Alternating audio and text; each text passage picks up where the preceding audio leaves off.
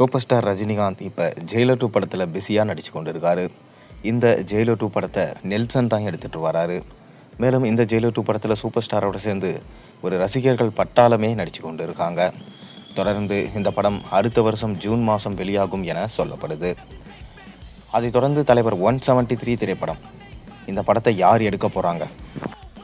முதலில் சுந்தர் சி தான் இந்த படத்தை எடுக்க போகிறாரு, கமல் ப்ரொடக்ஷன்ஸ் பண்ணுறாரு என அறிவிப்பு வெளியானது. அதைத் தொடர்ந்து சுந்தர் சி இந்த படத்திலிருந்து வெளியே போயிட்டார். இப்போ பார்த்தீங்கன்னா தொடர்ந்து ராம்குமார், பாலகிருஷ்ணன், ஷங்கர் அப்படின்னு சொல்லிட்டு நிறைய பேர்கள் அடிபட்டு கொண்டு தான் இருக்குது. ஆனாலும் இன்னுமே இயக்குனராக முடிவு பண்ணலை. தொடர்ந்து ரஜினிகாந்த் என்ன விருப்பப்படுறாருன்னா, ஆரம்பத்தில் கே.எஸ். ரவிக்குமார் ரஜினியை வச்சு ராணா அப்படின்ற படத்தை எடுக்க பார்த்தாரு. கடைசியில் ரஜினிகாந்த் அவர்களுக்கு உடல்நிலை சரியில்லாமல் போனதுனால அந்த படம் பாதியிலே நின்று போனது. மேலும் இப்போ வரைக்கும் ரஜினிகாந்த் ராணா படத்தோட கதையை திருப்பி கே.எஸ். ரவிக்குமார் கிட்ட கேட்டுட்டு தான் இருக்காராம். எப்படியாச்சும் ராணா படத்தை திரைக்கு கொண்டு வந்துடணும் அப்படின்னு சொல்லிட்டு ரஜினிகாந்துமே பல முயற்சிகள் எடுத்துக்கொண்டு தான் வராரு.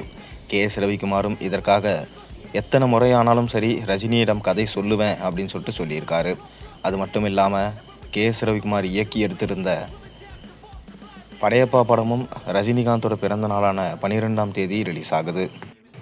அதைத் தொடர்ந்து மீண்டும் கே.எஸ். ரவிக்குமாரை கூப்பிட்டு ரஜினிகாந்த் ராணா படத்தை எடுக்கலாம் அப்படின்னு சொல்லிட்டு ஐடியா சொல்லியிருக்காராம். பல வெற்றி படங்களை கமல்ஹாசன் மற்றும் ரஜினிகாந்துக்கு கொடுத்தவர் தான் கே.எஸ். ரவிக்குமார். சமீப காலமாக எந்த படங்களுமே எடுக்காமல் படத்தில் நடிக்கிறதுல கான்சன்ட்ரேஷன் பண்ணிகிட்ருக்காரு.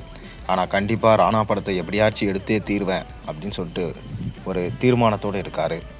அவர் கடைசியாக ரஜினி வச்சு எடுத்திருந்த லிங்கா படம் சரியாக போகாததுனால ரஜினியுமே அவரோட சம்பள பணத்திலிருந்து 100 கோடியை திரும்ப கொடுத்தாரு. அதிலிருந்து கே.எஸ். ரவிக்குமாரும் படம் எடுக்கிறத ஸ்டாப் பண்ணிட்டாரு.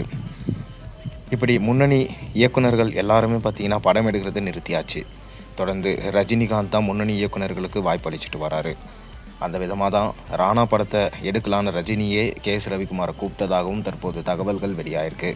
ஒருவேளை இது உண்மையாக இருக்கும் பட்சத்தில் கண்டிப்பாக சரித்திர பின்னணியில் கண்டிப்பாக தரமான ஒரு படத்தை நம்ம எதிர்பார்க்கலாம். நீங்கள் என்ன நினைக்கிறீங்க? உங்கள் கருத்துக்களை மறக்காமல் கீழே கமெண்ட்டில் சொல்லுங்கள்.